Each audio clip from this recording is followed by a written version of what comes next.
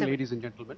I welcome you to this press briefing by Foreign Secretary Shri Vikram Mishri on the ongoing developments around Operation Sindoor. We are also joined by Colonel Sophia Qureshi and Wing Commander Vyomika Singh. With that, I hand over the floor to Foreign Secretary. Sir, over to you. Thank you, Randeep. नमस्कार, good afternoon, आप सबका स्वागत है। और मैं सबसे पहले अनुरोध करूंगा कर्नल सोफिया कुरैशी से कि वो आपको आज तड़के सवेरे से हुई घटनाओं से अवगत कराएं। Colonel Qureshi. Thank you sir. नमस्कार। 8 से 9 मई 2025 की मध्य रात्रि को पाकिस्तानी सेना ने सैन्य बुनियादी ढांचे को निशाना बनाने के इरादे से पूरी पश्चिमी सेना पर भारतीय वायु क्षेत्र का कई बार उल्लंघन किया। यही नहीं बल्कि पाकिस्तानी सेना ने नियंत्रण रेखा पर भारी कैलिबर वाले हथियारों से गोलीबारी भी की। अंतर्राष्ट्रीय सीमा और नियंत्रण रेखा पर लेह से लेकर सरक्रीक तक 36 स्थानों पर 300 से 400 लगभग ड्रोनों का इस्तेमाल घुसपैठ का प्रयास करने के लिए किया गया।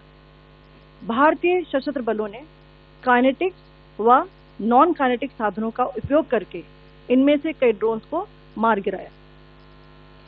इतने बड़े पैमाने पर हवाई घुसपैठों का संभावित उद्देश्य वायु रक्षा प्रणालियों का परीक्षण करना और खुफिया जानकारी इकट्ठा करना था। ड्रोन के मलबे की फोरेंसिक जांच की जा रही है। प्रारंभिक रिपोर्ट्स से पता चलता है कि वे तुर्की के असीस गार्ड सोंगर ड्रोन्स हैं। इसके उपरांत रात में पाकिस्तान के एक सशस्त्र यूएवी ने भटिंडा सैन्य स्टेशन को निशाना बनाने की कोशिश भी की, जिसे पकड़ा गया और उसे निष्क्रिय कर दिया गया। पाकिस्तानी हमले के जवाब में पाकिस्तान में 4 हवाई रक्षा स्थलों पर सशस्त्र ड्रोन्स लॉन्च किए गए। इनमें से एक ड्रोन एडी रडार को नष्ट करने में सक्षम रहा। पाकिस्तान ने जम्मू कश्मीर के तंगधार, उरी, पुंछ, मेंढर, राजौरी, अखनूर और उधमपुर में भारी कैलिबर आर्टिलरी गन और सशस्त्र ड्रोन्स का उपयोग करके नियंत्रण रेखा के पार गोलीबारी भी की, जिसके परिणाम स्वरूप भारतीय सेना के कुछ जवान हताहत हुए और घायल हुए। भारतीय जवाबी कार्रवाई में पाकिस्तानी सेना को भी बड़ा नुकसान पहुंचाया गया। इसके अलावा पाकिस्तान का गैर जिम्मेदाराना व्यवहार फिर से सामने आया।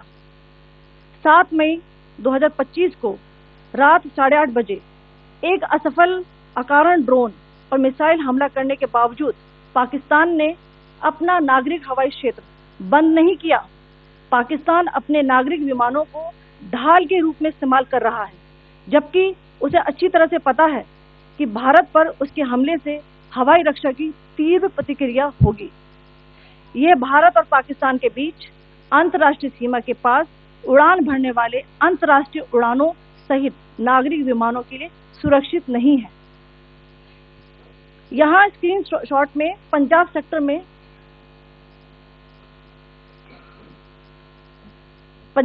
में हाई एयर डिफेंस अलर्ट स्थिति के दौरान एप्लीकेशन फ्लाइट रडार 24 का डेटा दिखाया गया है।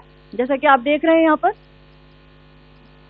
भारतीय पक्ष का हवाई क्षेत्र घोषित बंद के कारण नागरिक हवाई यातायात से पूरी तरह से रहित है। कराची और लाहौर के बीच के हवाई अड्डे मार्ग पर नागरिक एयरलाइंस उड़ान भर रही है। हाई अलर्ट किया गया है विमान फ्लाइनेस एविएशन का एयरबस 320, जैसा कि आप यहाँ देख रहे हैं, जो कि शाम को 5:50 बजे दमम से शुरू हुआ और रात को 9:10 बजे लाहौर में उतरा। ये सारा डिटेल्स आप यहाँ देख रहे हैं। ये डिटेल्स यहाँ लिखा हुआ है।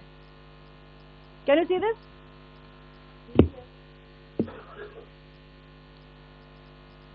भारतीय वायुसेना ने अपनी प्रतिक्रिया में काफी संयम दिखाया और इस प्रकार अंतर्राष्ट्रीय नागरिक विमान सेवा की सुरक्षा सुनिश्चित की। धन्यवाद। जय Hind.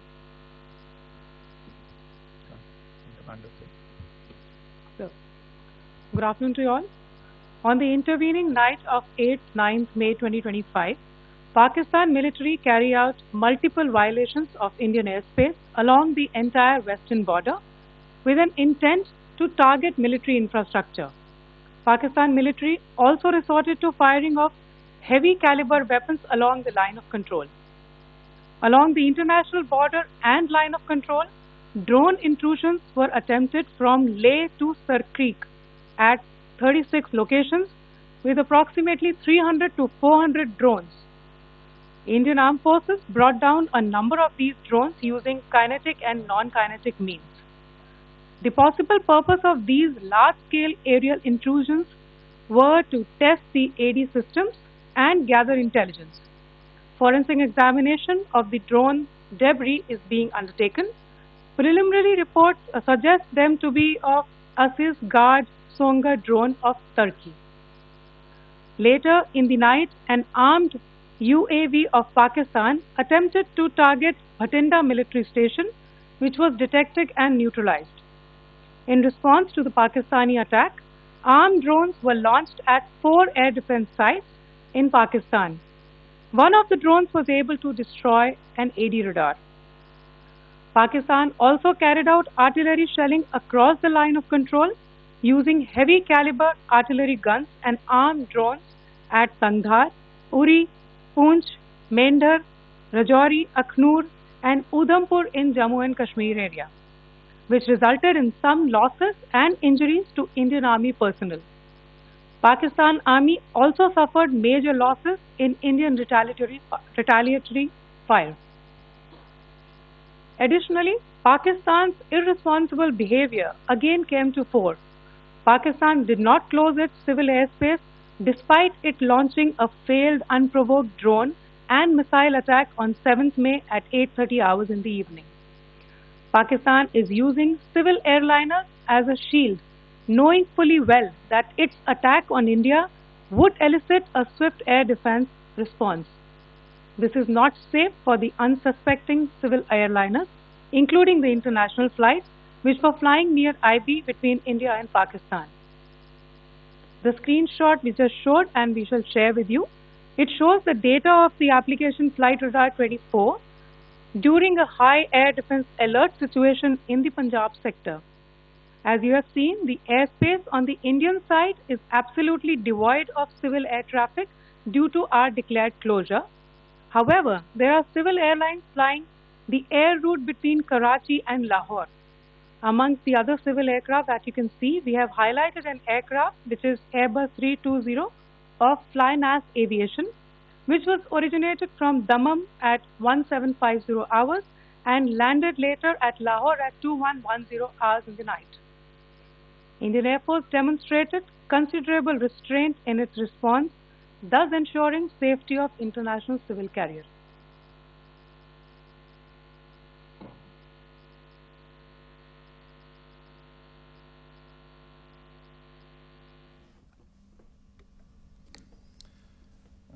Thank you, Colonel Qureshi, Wing Commander Singh. I have just a few points to share in addition. कल रात की पाकिस्तानी सेना की कायरतापूर्ण गतिविधियों से आपको कर्नल कुरैशी और विंग कमांडर सिंह ने पहले ही अवगत करा दिया गया है. These provocative and escalatory actions that were taken by Pakistan last night were targeted at Indian cities and civilian infrastructure, in addition to some military targets.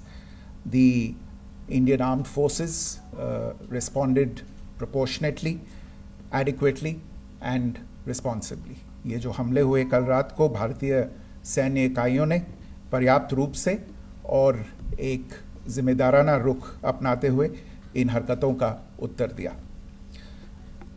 What I want to underline is that the official and blatantly farcical denial of these attacks that Pakistan carried out by the Pakistani state machinery is yet another example of their duplicity and the new depths that they are plumbing in their quest for disinformation.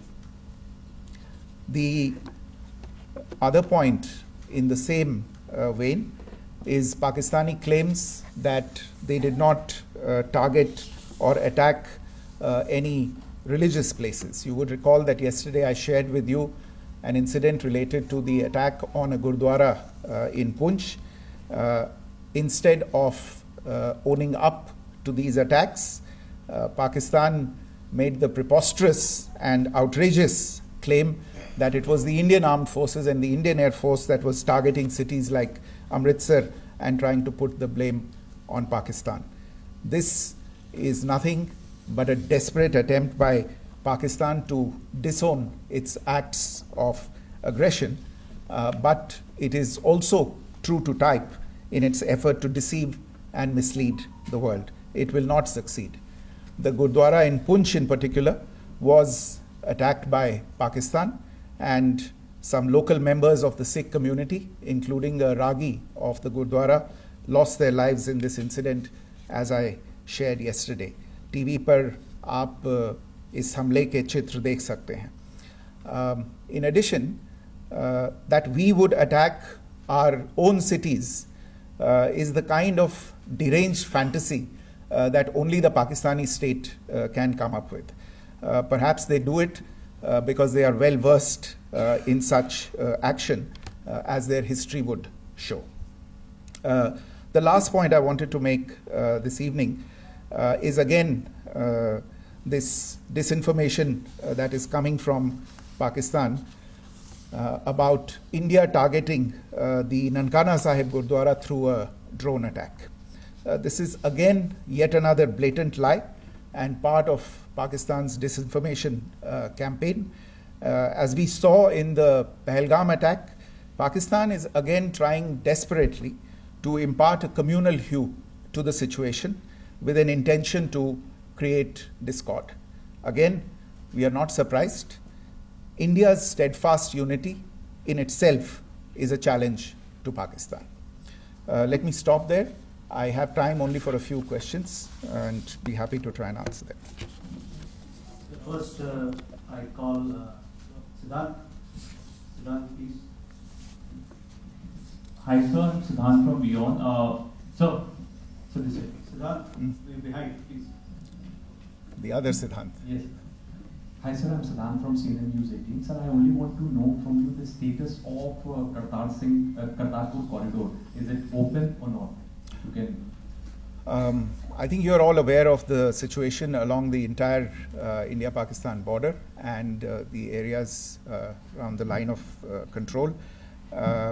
In view of the existing security scenario, the services of the Kartarpur Sahib corridor have been suspended till further directions. We'll update you as and when there is a change in the situation. You have a question here, Rishabh?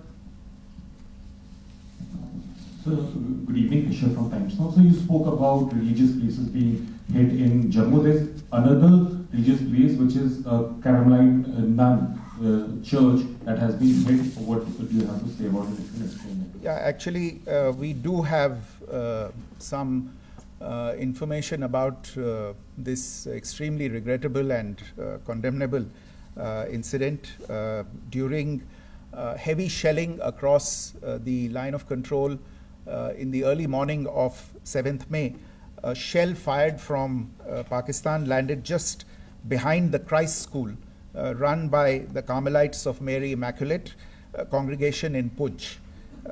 Tragically, the shell fired from Pakistan hit the home of 2 students of the Christ School. Both students unfortunately lost their lives and their parents were severely injured. Another Pakistani shell struck a Christian convent of nuns belonging to the congregation of the Mother of Carmel, damaging water tanks and destroying solar panel infrastructure. Several priests, nuns, school staff, and local residents took refuge in an underground hall beneath the Christ School during the shelling by Pakistan. The school happened to be closed at the time, fortunately. Otherwise, more losses would have occurred. Again, we have seen the Pakistani side targeting and shelling places of worship with a particular design. This includes gurdwaras, these convents and temples. This is a new law even for Pakistan.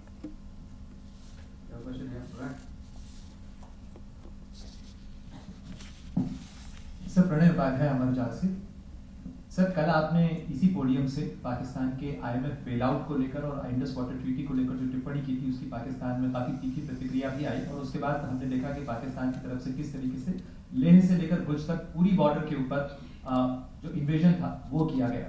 मौजूदा situation के अंदर पाकिस्तान के bailout package को लेकर और पाकिस्तान के attempts को लेकर आपका क्या असेसमेंट है, और दूसरा ये भी जानना चाहेंगे कि पाकिस्तान की तरफ से ये जो अटेम्प्ट किया गया था उसका भारत ने अभी तक उस तरीके का कोई जवाब नहीं दिया गया है, तो क्या भारत इसका जवाब देगा जो कार्रवाई हुई है बीते 24 घंटों में?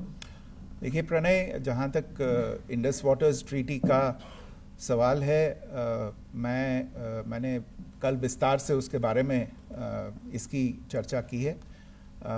Indus waters treaty is in abeyance and as such I have nothing further to add to the decision that was announced by the Cabinet Committee on Security.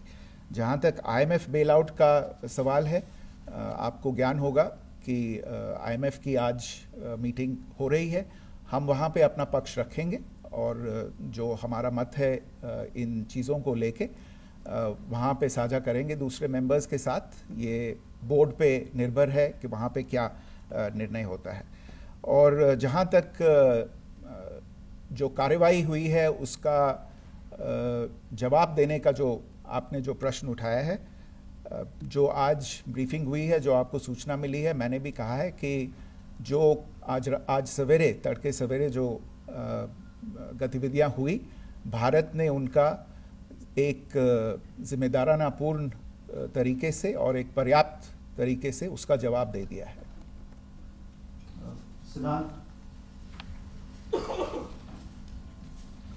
Hi sir, Siddhant from Beyond.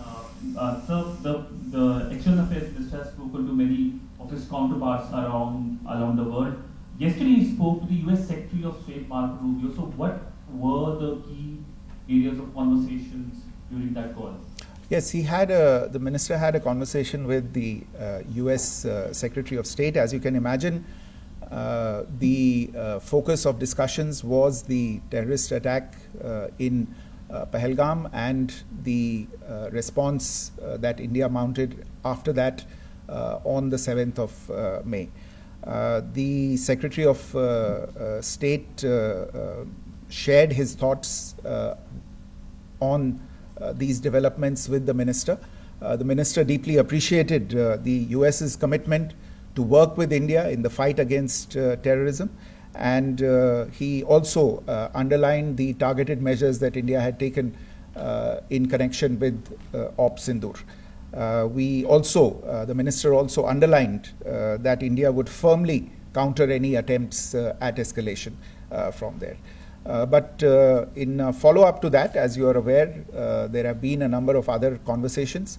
The minister had a conversation with the UK Foreign Secretary, David Lammy, today. There too, the discussion centered around countering terrorism, for which there must be zero tolerance. And I understand just a short while ago, the External Affairs Minister has also spoken to the Foreign Minister of Norway, Espen Barth Eide, which was also focused on recent developments stemming from the terrorist act in Pahalgam. One last question, Sudeep. Sir, Foreign Secretary, thank you for doing this. Shri Ranjan from Bloomberg. Foreign Secretary, India had struck Bahawalpur the other day, which is also connected with the murder of one of us journalists, Daniel Pearl. If you could give us an understanding of what exactly are the reports that you're getting.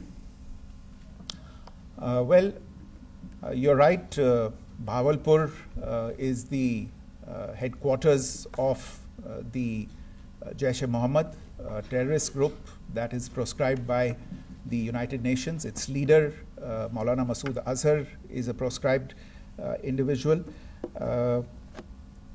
It is, you brought up the connection with the tragic death or killing of Daniel Pearl of the Wall Street Journal. the Jaish-e-Mohammed was in some way directly or indirectly responsible for the death of Daniel Pearl. But the real connection is through Ahmed Omar Saeed Sheikh, the British Pakistani jihadi who was held in India but was finally released in 2000, and he was the person who lured Daniel Pearl to his eventually leading to his murder. So these are all obviously connected figures, connected individuals, connected institutions, and the attack on Bahawalpur, on that facility of the Jaish-e-Mohammed in Bahawalpur is, I would imagine, a fitting part of this unfortunate incident. Thank you all. Thank you, sir. With that, we come to the closure of this press briefing. Thank you very much.